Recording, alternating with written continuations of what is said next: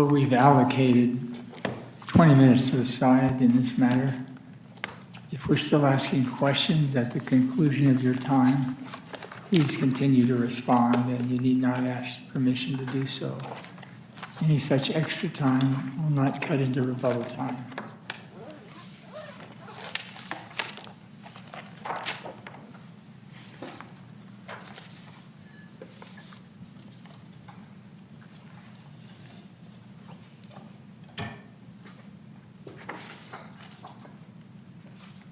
Okay, I think we're ready for council's appearances. Hiram Bosserman and Casey Hooker on behalf of the maternal grandparents in this case. Welcome to you both. Good to have you with us. Yes, good morning, good afternoon, Your Honor. Sarah Frommer, and with me is Anna Grigsby on behalf of the respondent, the patrol. Welcome. Good to have you here as well. Okay, we are ready to begin. Mr. Bosserman.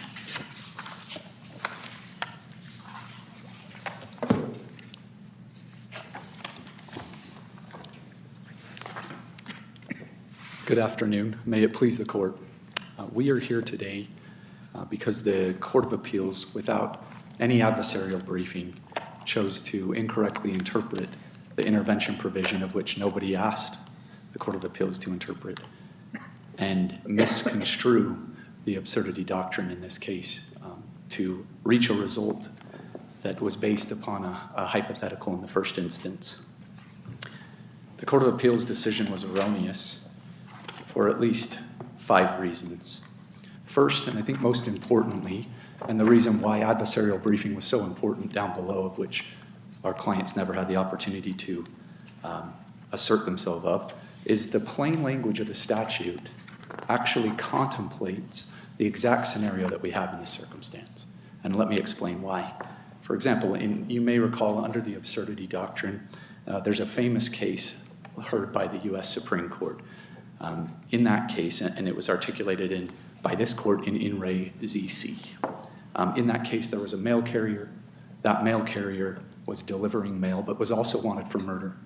A sheriff came in, arrested the mail carrier while he was delivering the mail, and was charged under the statute that said you could not willfully obstruct a mail carrier delivering mail. Well, under that circumstance, the U.S. Supreme Court said that that was an absurd result. A sheriff executing a warrant is nothing the legislature ever could have contemplated. However, imagine if that statute had actually said that you can't obstruct a mail carrier delivering mail, even if the mail carrier is wanted for murder, or even if the mail carrier has committed a crime, and even if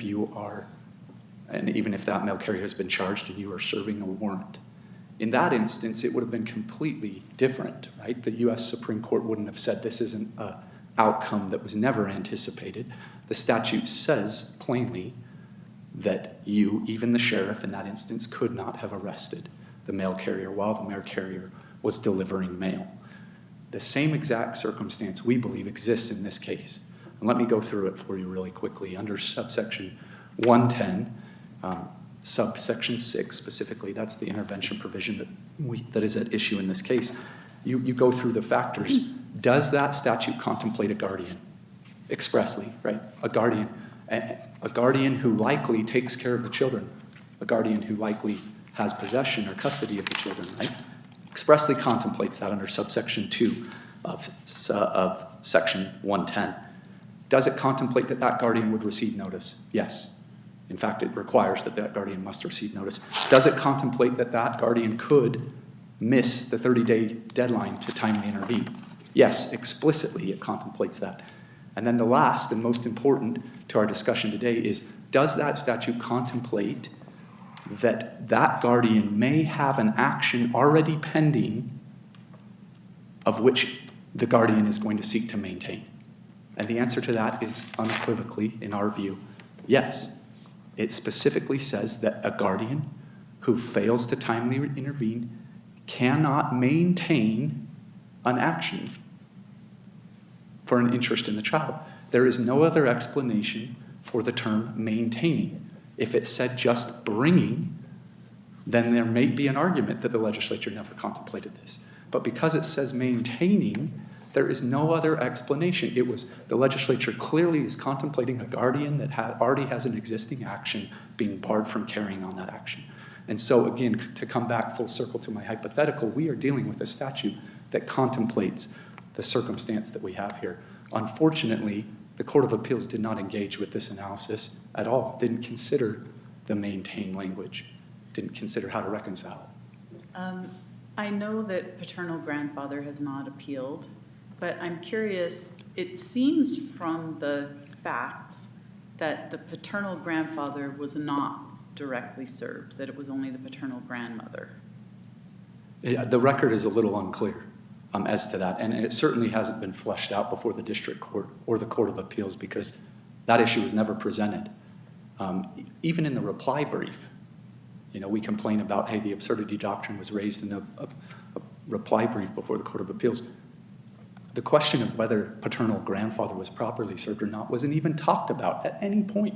So my understanding was, and maybe I'm not sure where I got this now from the record, but my understanding was that the paternal grandparents had an attorney who was served, and that was the basis for saying that the grandfather had been served. Is that right? Yeah, so there was a number of, so they had the same, if you go to the partial summary judgment order, the district court in its factual findings concluded that both of them had received notice, indicated that it had been served via mail, via email, and then again via mail.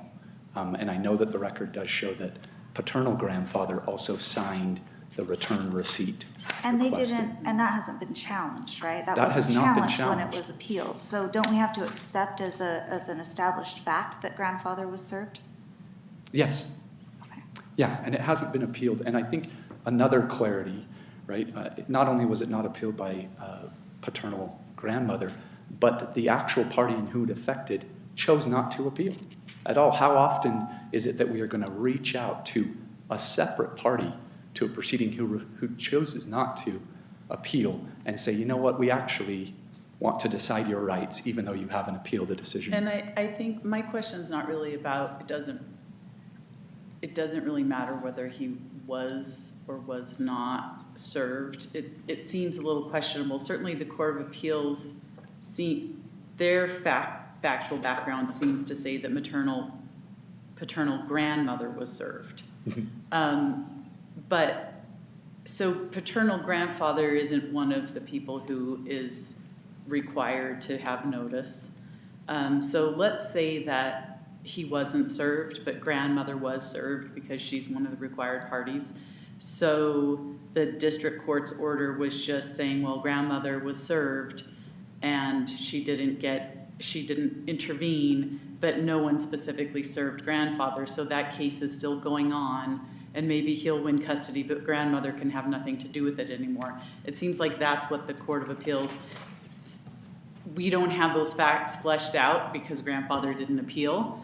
But it seems like they're sort of talking about that hypothetical and that would be absurd. Yeah, I agree with that. Absolutely. I mean, the Court of Appeals said, look, we question whether service has been effectuated or not. Right. Specifically, they stated that. But then they stopped short of reversing the district court's decision on that. And that's an important part of this appeal is that's why the correct term is a hypothetical. That's what the Court of Appeals did here, is they said, well, we foresee a potential problem if paternal grandfather appeals a final judgment, in this case, that maybe there's an issue with service. But then they didn't reverse, right?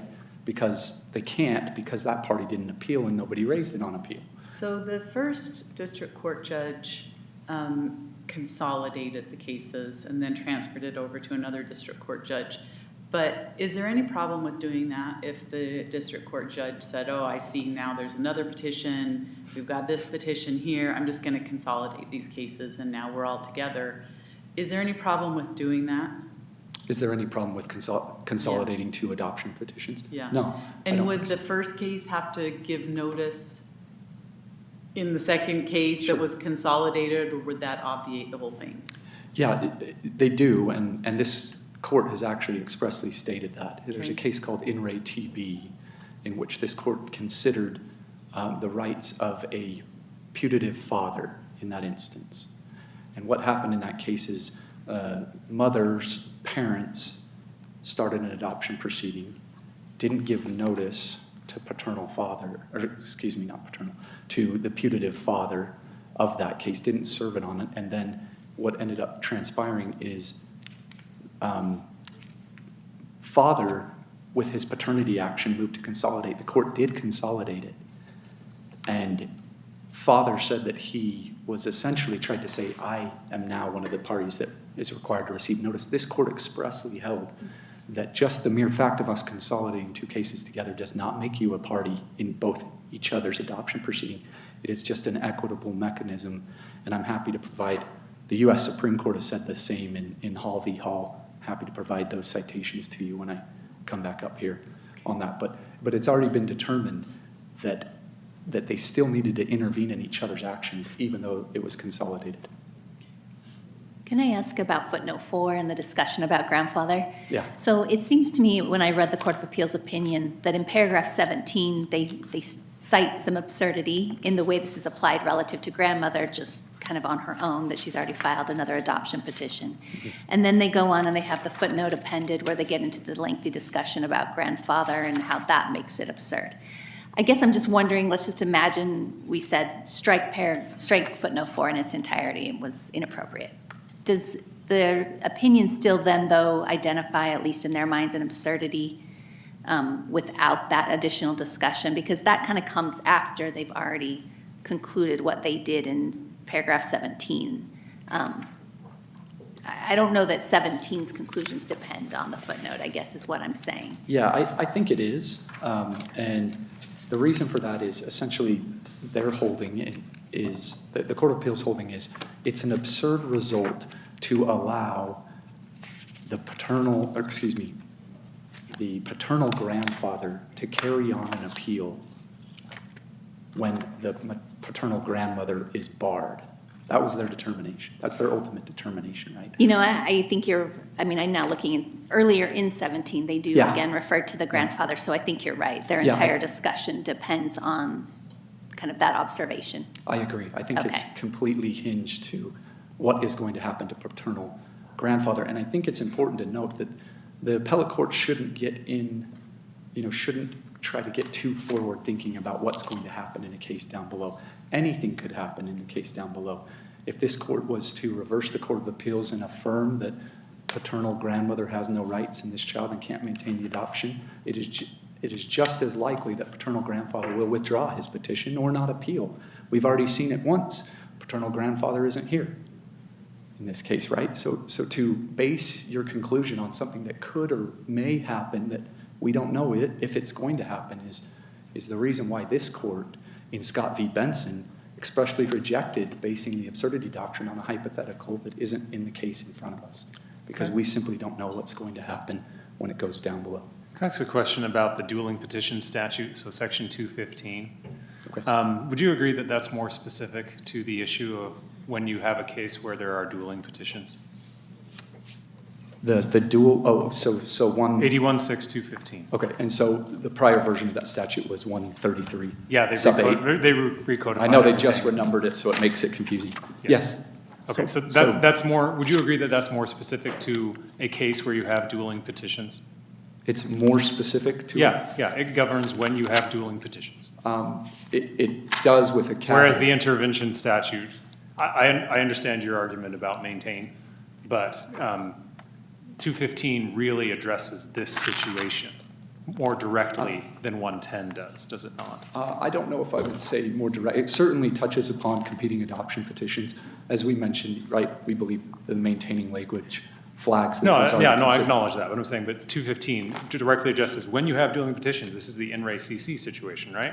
Got to have hearings on it. And so, okay. Sorry. Yeah, so if that's true, we can affirm on any basis in the record that's apparent on the record, whether or not the parties raise it whenever it comes up. I understand it came up in a reply brief, and I understand those kinds of issues. The question then becomes whether Rule 49 allows us to do it, because we're here on cert, right? And Rule 49 limits our cert review to things that are included, well, the issue of the cert grant and things that are fairly included in that, right? So our cert, what we granted cert to decide was whether the Court of Appeals erred in its interpretation of Utah Code Section 78B6110. Is it fairly included in that to say whether 110 applies at all? In their petition for interlock? No, I'm saying is the issue of whether 110 should even apply instead of 215, is that fairly included in our cert grant in your view? I think it's a difficult question, and I'll explain why. Because the absurdity analysis that was raised by the Court of Appeals necessarily brought in 110 in its interpretation of 110, it kind of mixed that up. But we believe that the getting to 133 sub 8, just for all of the various reasons we detailed in our briefing, that this court should not reach 133.8 because it was never timely raised. It isn't pertinent to the discussion on appeal. And so, sorry, coming full circle, I actually disagree that 133.8 is fairly subsumed in the petition or in the order from the court granting cert. And one clarifying point on this issue, you said, look, we can affirm on any basis in the record. And I think it's important for this court to note that you can affirm the district court's decision on any grounds in the record. But this case doesn't involve affirming a district case. Have we ever limited it that way? Have we ever said that we can't affirm the Court of Appeals on any basis? I haven't found any case. Because I've never seen that limitation. I haven't, but there are cases out there that say that it's a dangerous precedent to say that we can reverse a district court on any grounds in the record. But we're not we wouldn't be reversing. We'd be affirming the Court of Appeals. We just say the Court of Appeals got it right for the wrong reason and sending it down for further proceedings. Which is where it's headed anyway. Do you see, in my view, it seems to be doing the same thing, right? It's basically saying that we are going to reverse the district court on an alternative ground that was never briefed. So it's functionally reversing is what you're basically saying. Exactly. And that's why I think we're limited by Rule 49, and that's why I asked the Rule 49 question. Okay, but I thought they basically made this argument, right? Didn't they say that this is the more specific provision, it requires a hearing, and that should control over the intervention provisions? I thought that was an argument that was made. No, they didn't. They never stated that 133.8 should trump the intervention provision at all. They made a passing reference to it in their reply brief that we've noted in our thing, but what they were trying to push forward down below was this in re CC. Look, in re CC says competing adoption petition should hold a hearing. And on that point of the hearing, I think it's important for this court to note that in 133 sub 8, the language is not mandatory.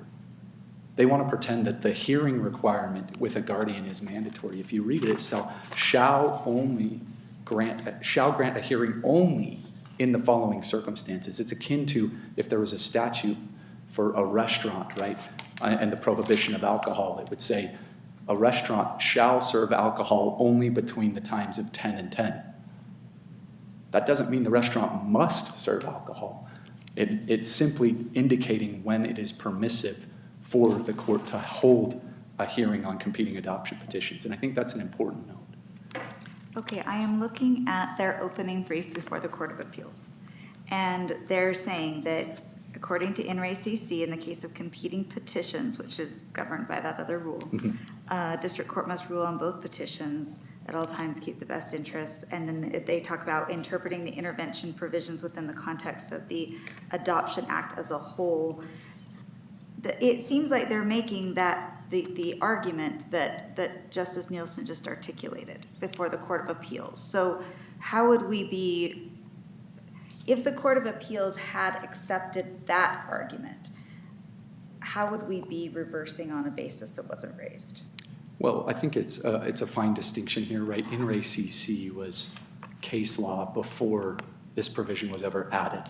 Right, so it's not saying that the Adoption It's Act. the source of that rule, essentially, right? I don't know if nothing that's been brought to this attention shows, but they've suggested, certainly paternal grandmother has suggested that it came out of in re CC. But that's important as well, right? Because in re CC said that you have to, if there's competing adoption petitions, you can't fast track one, they have to be heard at the same time, right? But then you have this clarifying statute that comes out that says, actually, the only time that you can or are permitted to hold a hearing on competing adoption petitions are in these unique circumstances.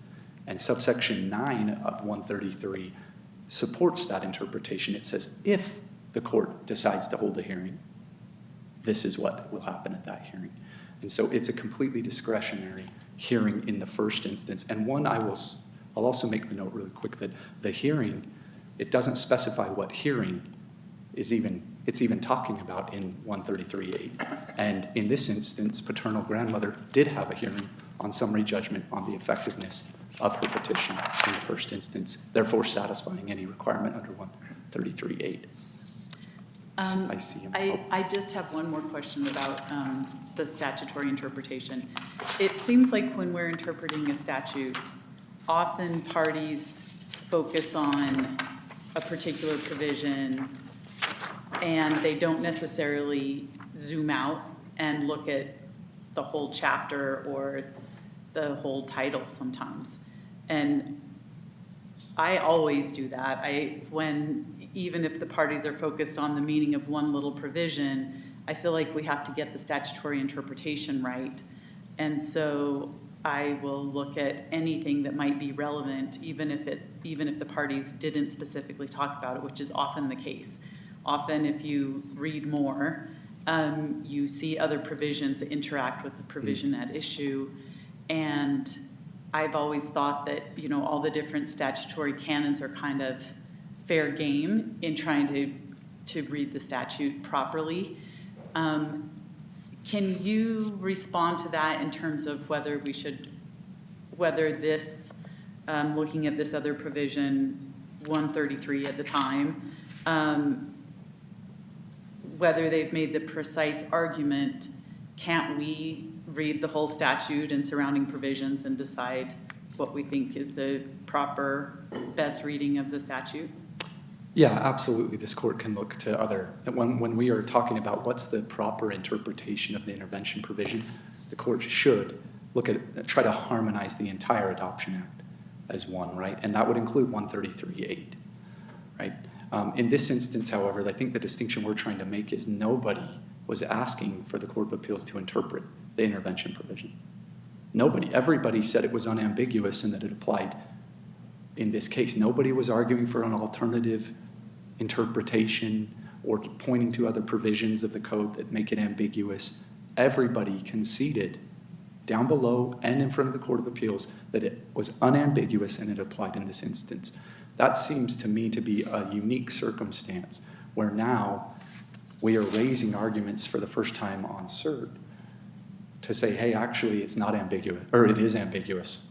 Actually, there's a whole separate... Maybe it's superseded by a more specific... Yeah. Has paternal grandmother asked for that remedy that I shouldn't be dismissed, I deserve a hearing. I deserve a hearing under section 133. On certiorari she has. Down below she argued under in re CC that she was entitled to a hearing. And I'd point the court to the case we cited, in re BDD, and that was a 1999 case, where similar appellant made the same argument. It was a biological father, said I'm entitled at a minimum to be a part of that best interest hearing and present evidence in that hearing and get the hearing that paternal grandmother is asking for. And this court said, no, you missed your deadline. And that was the in re TB case? And in re BDD, Oh, BDD. 1999. I can get you the site specifically. Okay. So this court has a habit of saying, hey, if you don't meet your threshold timeliness requirements, you're not entitled to a hearing. And I think that's the best way to read the intervention provision with 133 sub 8. I see I'm out of time. Thank you. Thank you, counsel. Ms. Roman.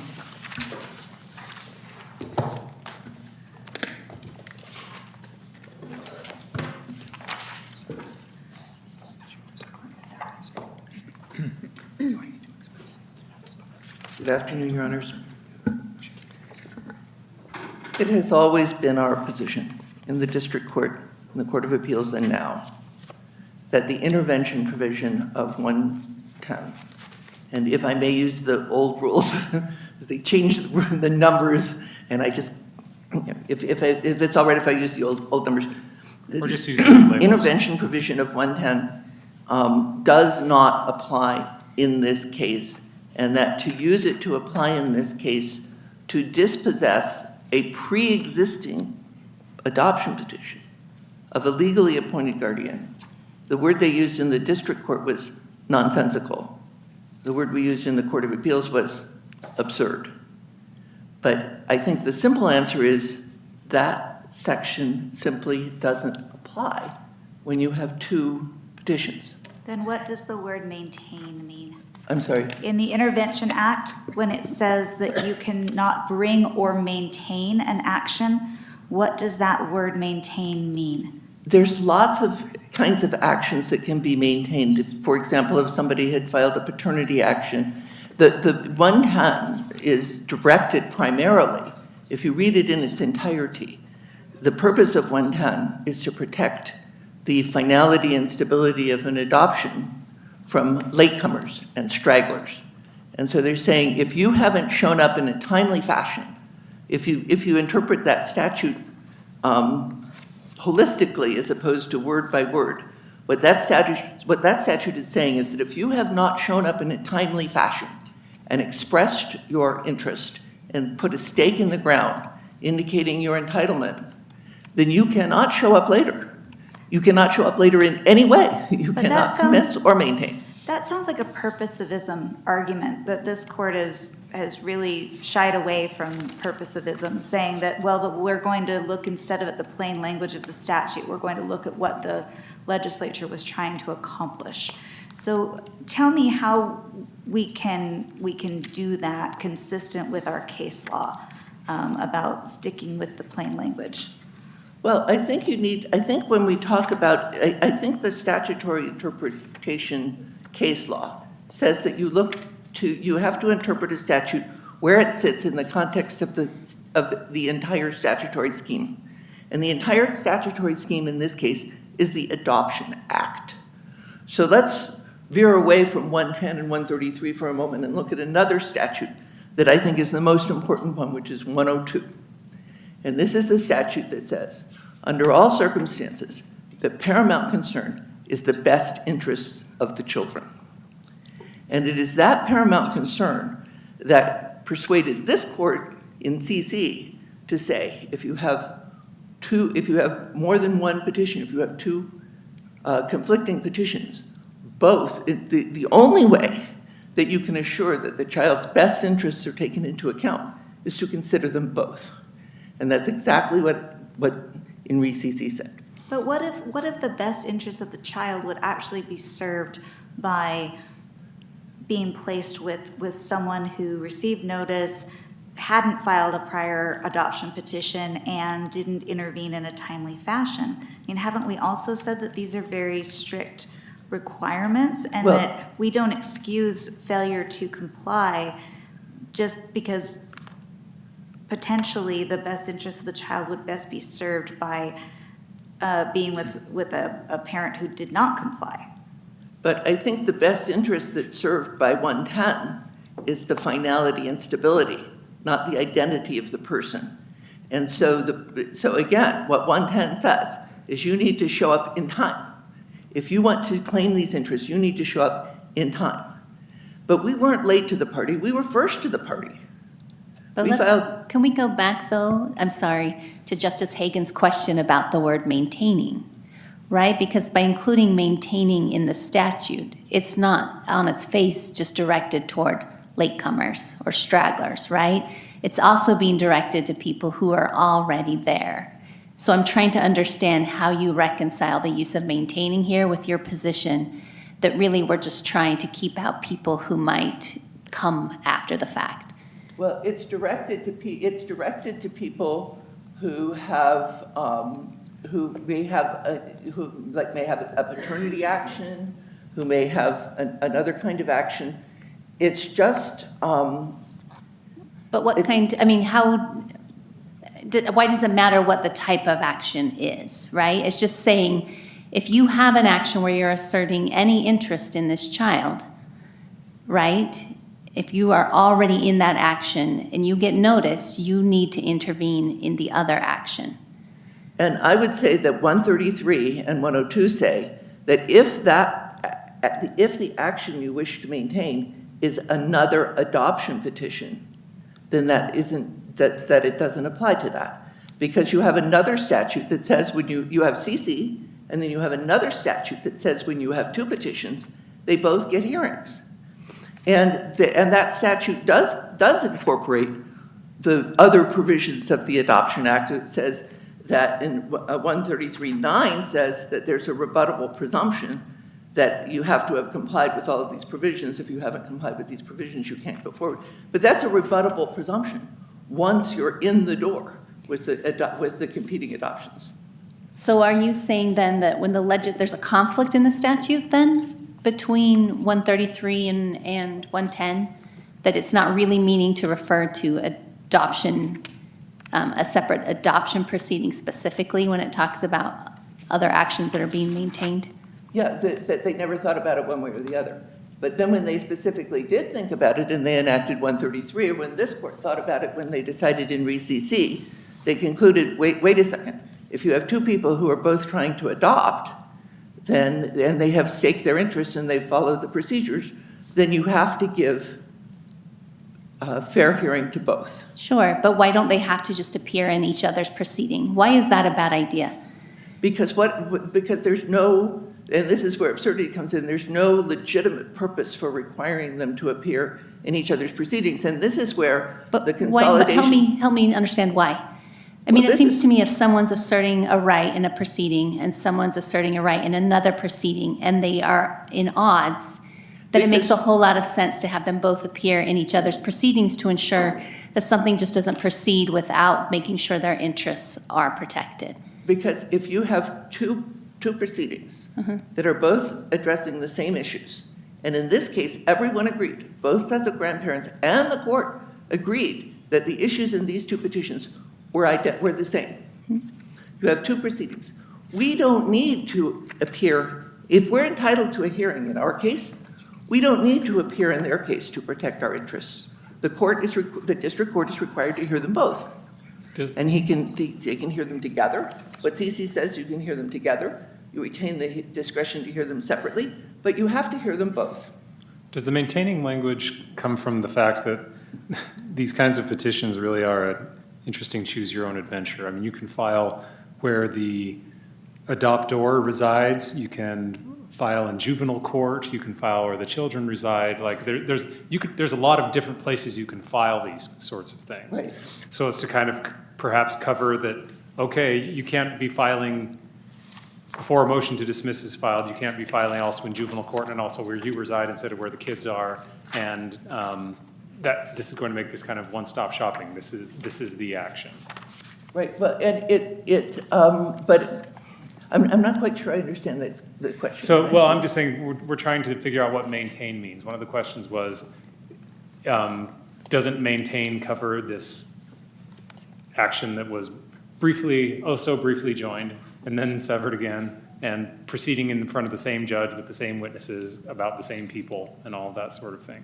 Right. And the question was, what does maintain mean if it doesn't mean this? And I'm trying to offer you another option for what maintain might mean. That is, this gets rid of those actions that may have been filed after this action and not yet dealt with.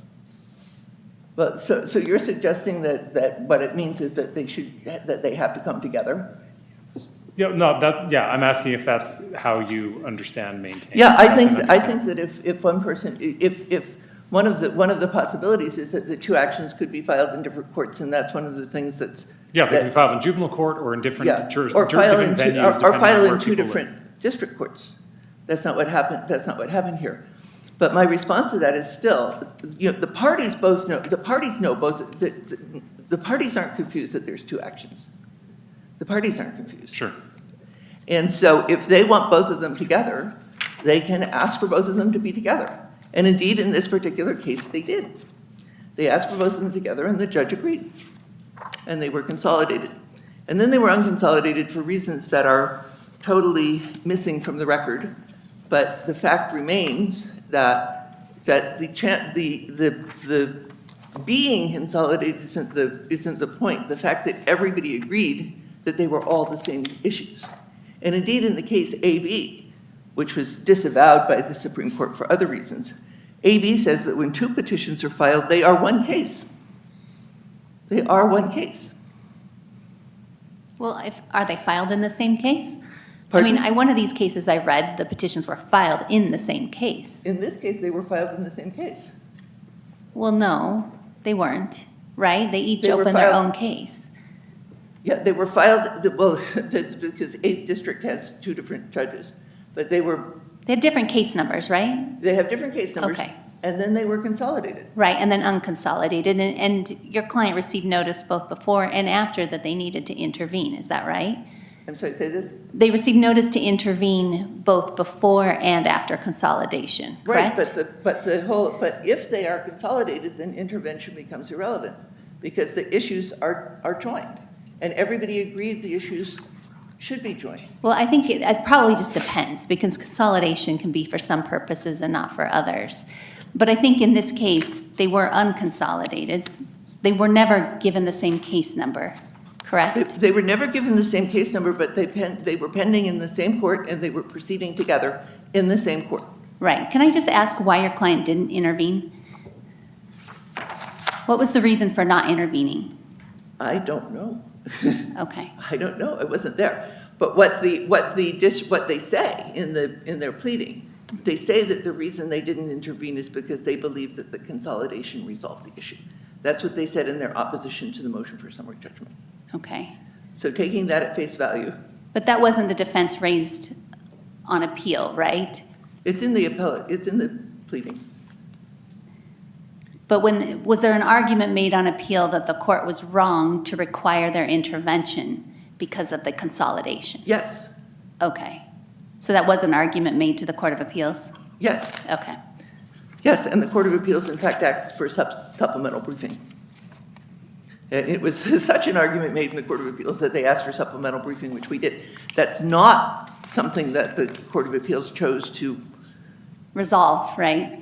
chose to resolve or chose to base their decision on. Right. But, of course, this court can use any rationale that supports the Court of Appeals conclusion to affirm it. But I would say that the consolidation, my personal argument would be not that the consolidation necessarily solves the problem, but it explains the problem. And it explains why under the facts and circumstances of this case. And the Court of Appeals was very careful to say, in the very narrow facts and circumstances of this case, which may be sui generis for all we know. I mean, I don't know that we'll ever see another case exactly like this. But in the very narrow circumstances of this case, it leads to an absurd result. And it deprives these children who are under the guardianship of both grandparents from a fair hearing as to their best interests. This isn't just the grandmother's right. It's not just my grandmother's right. It's not just his grandmother's right. This is about figuring out what is best for the children, which is why this court said in CC that if you have two, you must hear them both. And it's why the legislature then codified in 133(8) and 9 that same principle. I have a couple questions about the consolidation argument, and I agree with you for what it's worth that we could affirm on that basis if we chose to, so I'm not concerned about that, but here's my two questions. One, does it make a difference that after the cases were unconsolidated, they received notice again? And then my second question is, we were cited to In Re TB for the proposition that consolidation does not make you a party to the other proceeding. So I was wondering if you could respond to that as well. No, it doesn't make you a party. I agree with that. That's what we put in our supplemental briefings, that it didn't make you a party. But you don't need to be a party in order to be able to. What consolidation does do for you is it allows you to present evidence in both cases. But isn't that different than what the intervention provision requires? I mean, doesn't the intervention provision require that you seek to become a party, or am I wrong about that? Well, only if you need to be a party. And that's in response to your point, Judge Nielsen, Your Honor, that does it even apply? Do you even need to be a party? Does my grandmother need to be a party in the other grandmother's petition in order to assert her rights? And I think the answer to that question is no. She can assert her rights, the other grandmother can assert her rights, and then the court can decide who wins. Okay, but apart from, let's set aside this idea of is it 213, that talks about the right to a hearing. Let's just talk about the intervention provision. Right. The intervention provision itself, though, does require you to intervene. But I think Let's assume that it applies. okay. Let's say we have a totally different factual scenario where there was no other adoption provision, right? And so we don't have to worry about the competing provisions idea. We're just talking about the requirement to intervene. Do you agree that consolidating the cases does not constitute intervention? I mean, because by consolidating the cases, you don't become a party. So would consolidating the cases obviate the need to intervene? Yeah, I'm not understanding your question because if there's only, in your hypothetical. You're right. How would you consolidate them? I Yeah, in your understand. hypothetical, there's only one case. No, you're right. You're absolutely right. Let's say that it's something else. It's to establish paternity or something like that. I'm sorry, say this again. Let's say it's a petition to establish paternity. The other one, there's an adoption proceeding, and then there's a petition to establish paternity. Right. If those were consolidated, does that mean now that the father who's attempting to establish paternity does not need to intervene in the adoption case? No, he has to intervene because that's the only way he can have a say in whether his child is adopted or not. Because there's Okay. only one petition. What his paternity petition does is it gives him the entrance ticket to the adoption. Okay. But in order to be allowed to participate in the adoption, he has to intervene. Okay. But So we it's don't not need- the consolidation that cures the problem.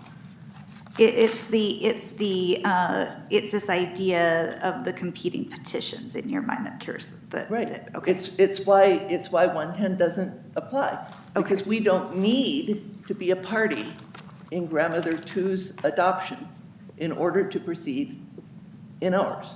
So when you say, I understand the whole discussion about maintain and so forth, but my position is skip that because 110 doesn't apply. As soon as the second petition is filed, we're in competing adoption petition territory. We're in CC territory, we're in 133 territory, we're in the best interest of the children requires a hearing on both of them. And I think that the Court of Appeals, with their absurdity analysis, was correct to say that to try to force competing petitions into a statute that was only intended for one yields an absurd result. I think what they said in the footnote about the grandmother and the grandfather and the notice and so forth, you know, I'm not crazy about that footnote, but it's not necessary for the resolution of this issue. It's really quite simple. You have two petitions. This court in CC said you get a hearing on both because the best interest of the child requires that. The Adoption Act says best interest of the child is paramount. And the legislature has enacted a statute that says when you have two petitions, they both get a hearing. If you have no more questions, I'll... Thank you, Ms. Fromm. Mr. Boltzmann.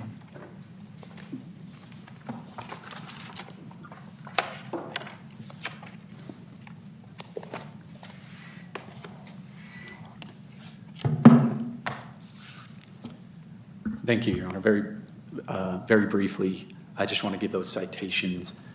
In Re TB, this is on the consolidation. In Re TB is 2010 UT 42, specifically paragraph 22. In that instance, it says, here the natural mother does not dispute that the putative father is not a party to the adoption proceeding. Indeed, she strenuously argues that he is not. Although his case was consolidated with the adoption, the natural mother correctly notes that the consolidation did not merge the two actions or make him a party to the adoption proceeding. The record also does not indicate that the putative father was served with notice of the adoption proceeding or that he had either consented, and it goes on. And then it talks to why the district court was okay to consider a collateral attack on an adoption, specifically because the father did not receive notice of the adoption petition and was not a party, even though those cases were consolidated. So I think the consolidation, any discussion about whether consolidation somehow solved this has already been ruled upon by this court. I do want to speak briefly on in re CC. There's this notion that in re CC requires dual hearings no matter what on competing adoption petitions. What in re CC did not consider was the intervention provision. Completely silent on that. Did not involve a circumstance where one competing adoption petition, one party did not timely intervene in the others. Wasn't considered at all. What also wasn't considered in re CC is if there was some other procedural or substantive defect with the two competing adoption petitions. As we've detailed, there are a number of requirements.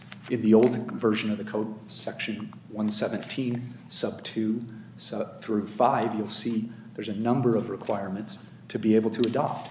For example, if the guardian was also a convicted sex offender, right, you wouldn't force the district court to hold a hearing on both petitions when it's clear as day that you can't move forward with your petition to adopt because there's some other prerequisite in the statute that you missed, that instance. And so I think diving into in re CC and pretending that there's this requirement, there isn't. Second off, the statute was amended after in re CC, and as I've indicated before, the hearing is discretionary. They detailed the only circumstances where it is permitted to have a hearing on both matters. Now, very quickly, I heard a response about any action does not involve maintaining or does not involve an adoption proceeding. Please go look at the language. It says any action to assert a right in an adoptee. It was drafted as broadly as it possibly could for this exact purpose. Look at us. We're here 4 years removed plus, precisely because of this. If the district court properly concluded, and if the Court of Appeals would have properly concluded that she is barred, we could have had this wrapped up a long time ago. And so there's a reason why it was drafted so broadly to include any action. I will also point the court to the distinction between a contested and uncontested adoption. It's significant. The fact that you timely intervene and then respond and show that you contest, that is an important function. Counsel? Yes. Isn't, at bottom, isn't this just this absurdity reasoning, however flawed it may be in the details, essentially saying this is the height of exalting form over substance? The point of intervention is to make sure everybody's here. Everybody's here. Why does it matter? Yeah. Isn't that the height of form over substance, and isn't that the essence of the absurdity, and how is that not absurd? I disagree, and I'll give you the reason why. Okay. I was just getting to it. There is a distinction in the adoption world between a contested and an uncontested adoption. And in fact, if you look at... Isn't filing the first adoption action necessarily contesting the adoption? Why not? And I'll give you an example why. Say, for example, that I passed away, my wife passed away, and my parents took control over my children. And they were the guardians, and they didn't know if they wanted to adopt. They were waiting to see if my other siblings were going to adopt and didn't. And so finally they say, okay, we're going to file a petition for adoption. And lo and behold, my sister comes along and says, you know what, in thinking about it, I want to adopt, and also files an adoption petition and intervenes in my parents. A reasonable person could look at that and say, you know what, I'm not going to intervene in the second filed adoption because I don't really contest it. In fact, go forward on that fast-tracked, uncontested adoption, and if it works out, great. I'm not going to contest it. But if it doesn't... Wouldn't the most natural thing to do there be to drop your petition? Sure, but we haven't had that. That's just as easy, right? But when you're still maintaining your action, as it were, then how is that acceding to the adoption? Well, what where I'm all saying, the parties are the same, all the kids are the same. It's all just, Yeah. where do these kids belong? Well, what I'm saying is I think what's important is if you read in subsection 10, it says if you want to contest an adoption, you must intervene. That's what it says. And the fact that you are changing something from a contested adoption to an uncontested adoption matters. Subsection 136, for example, in the old code, shows you procedural differences between hurdles you have to jump over if it's contested or not contested. Rules of civil procedure, we all know that as well. There's marketable differences between a contested proceeding and an uncontested proceeding. And so it is important that you signal to the court that this is contested. Things matter. If it's uncontested, it will be fast-tracked, right? Nobody is going to appear. If you look at subsection 141, it expressly details who can participate. It says it's sealed. Nobody can ever have access to it if you're not a party. You can't get documents to it if you're not a party. You have no right to any notice if you're not a party. And so this uncontested adoption, that's what we have here, is going to be fast-tracked. There's not going to be fact discovery. There's not going to be expert discovery. There's not going to be any of that in one circumstance, and in the other, there is, and it's going to be delayed. And so I think for the judge, and this, in my opinion, is maybe the reason Judge Lamb chose to unconsolidate it, is Judge Lamb may have recognized that they actually are on different procedural tracks. One is contested, one is not. What am I going to do about it? And so I think there is a point to contesting. Perhaps they would have a different argument if they filed second as some sort of response. But I urge you to go through the petition that they filed. It does not indicate that they contest another adoption petition. It's unlike the answer in Re KTB, where the mother was directly contesting an adoption and signaled that it was going to be a contested adoption. I see I'm out of time. Thank you. Thank you to all counsel for the excellent arguments here today. We do appreciate them, and we'll take this matter under advisement. Court is adjourned.